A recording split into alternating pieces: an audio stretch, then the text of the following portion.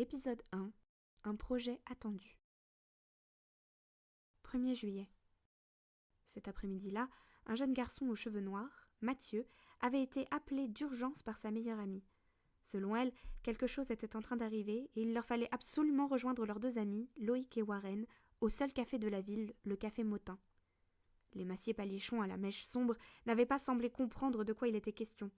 Mais face à l'habituelle exhorte de son ami Charlie, celui-ci l'avait suivi sans faire d'histoire, emmenant au passage son précieux bouquin vert sur lequel il avait passé la matinée. Le petit café vieillissant était à peine rempli lorsque Mathieu et Charlie y firent leur entrée, rejoignant directement leurs amis, tous deux assis sur une banquette, le nez dans leur tasse. C'est Warren qui, le premier, releva la tête avant de lancer sans préambule. « J'ai trouvé ce qu'il nous faut. » Pardon ? Interrogea Charlie, un peu perdu. « Pour les 8 jours avant la majorité. » Je comprends rien à ce que tu baves. Moi non plus. Expliqua le jeune Mathieu. « J'ai trouvé où se déroule le tournage de Ruthless Blood. You know ?» Les deux nouveaux arrivants regardaient Warren avec des yeux ronds d'incompréhension. Mais de quoi tu parles ? Ah, attends. Tu veux dire qu'il sera là-bas ? Exact, mon cher. Mais qui, putain ? T'es génial, tu le sais ça. C'est à la fois une chance et un fardeau. Vous allez me répondre, bordel ! Loïc releva finalement la tête et se pencha vers la fille aux boucles folles comme s'il détenait le plus grand secret de l'univers. Nick Costello, patate. Oh putain. Et donc, c'est où du coup ? Il y a une partie du film qui est tournée à Portobello. Et c'est où ça ? Warren n'osa pas répondre. C'est le jeune blond à ses côtés qui prit la parole à sa place. À Londres. Londres. Ok, ça a l'air loin, dit comme ça, je sais. Mais Loïc avait réagi pareil au début. Évidemment que ça a l'air loin, c'est sur un autre continent. Techniquement, non. Pardon ? Le blondinet se redressa sur la banquette et prit soudainement un air sérieux et apathique. Eh bien, l'Angleterre et la France font toutes les deux partie du continent européen. Alors, T'es sérieux là, arrête avec tes définitions. pardon, mais c'est juste que tu te trompais. Y a de l'eau entre eux et nous, ok ? C'est du caillou entouré d'eau, c'est un continent. Ou une île. Ta gueule. Ok. Peu importe, c'est trop loin, c'est tout. Et personne ici n'a les moyens de se payer ne serait-ce qu'un aller pour Londres.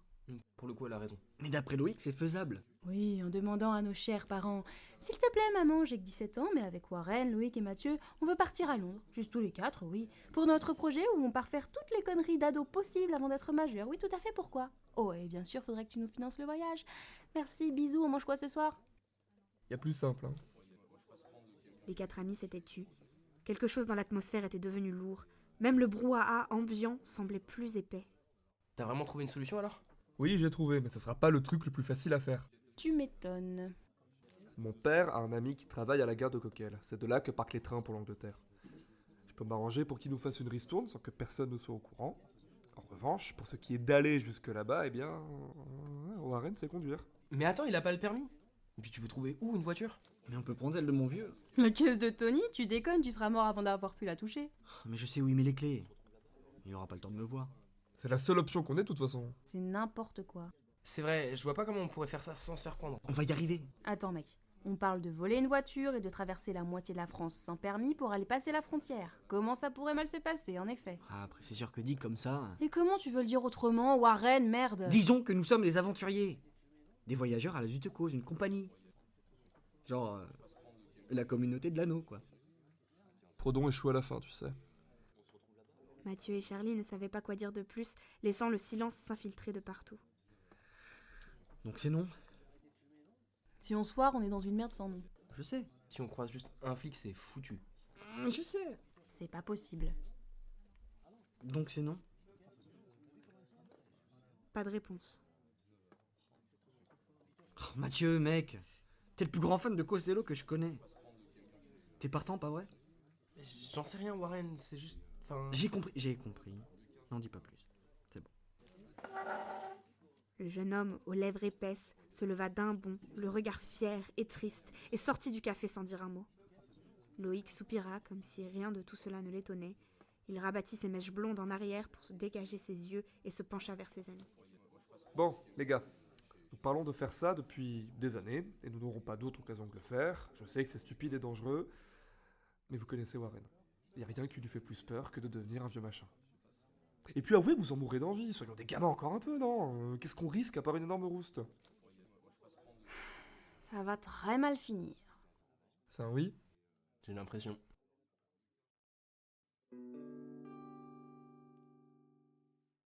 Warren était rentré chez lui, la tête lourde de colère. Il frappait dans un coussin, les dents serrées. Putain de con de pute de merde. Oh.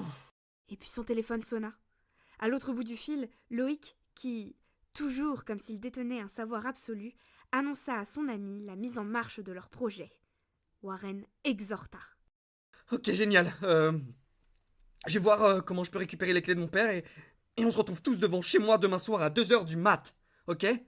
On prévoit tout ce qu'il faut et on décolle. Et ben toi, tu vas saigner du nez. Mais laisse-moi être heureux, bordel! Je saigne du nez si je veux. Ouais, en tout cas, personne ne parle de rien. Essaie de rester discret pour une fois. Ouais, ok. Warren marqua une pause, comme pris par un doute. Loïc? Hein? Merci. Dans sa chambre, Charlie enfournait tous les vêtements qu'elle pouvait dans le gros sac noir de sa mère. Une gourde, son passeport, de quoi manger. Et puis, son regard se posa sur le vieil opinel familial. Une demi-seconde de réflexion et elle le fourra au fond de sa poche. Putain. Mathieu, lui, avait avant tout pensé à emporter son petit cahier vert, toujours inséparable de ses pages.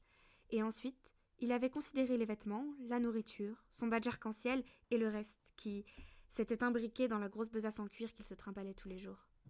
Allez. Chacun avait pris ce qui lui semblait utile et à 1h45 du matin, dans la nuit mourante, 4 silhouettes s'approchaient sans bruit de la petite maison brune devant laquelle une grosse voiture américaine dormait encore.